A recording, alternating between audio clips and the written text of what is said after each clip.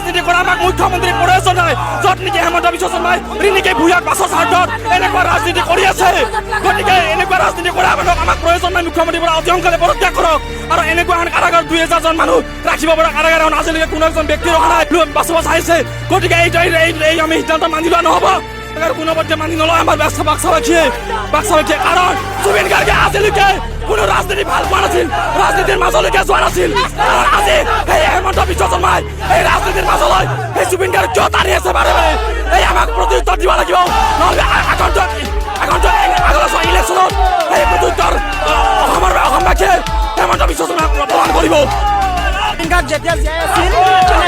সেই সময়ত এনেকুৱা পুলিচ প্ৰশাসনে তেখেতক নিৰাপত্তা প্ৰদান কৰা নাছিল কিন্তু আজি জুবিন গাৰ্গক যিকেইজন ব্যক্তিয়ে হত্যা কৰিলে সেইকেইজন ব্যক্তিক নিৰাপত্তা প্ৰদান কৰাৰ কাৰণে পুলিচ প্ৰশাসনে উঠি পৰি লাগিছে কিহৰ কাৰণে পুলিচ প্ৰশাসনে উঠি পৰি লাগিছে জুবিন গাৰ্গৰ হত্যাকাৰীক চৰকাৰ প্ৰশাসনে ৰক্ষণাবেক্ষণ দি আছে তাৰ কাৰণে কোনো এজন কয়দী নথকা জেলত তেখেতসকলক ৰখাৰ ব্যৱস্থা কৰিছে আমাৰ এটাই বস্তু আমাক ন্যায় লাগিবই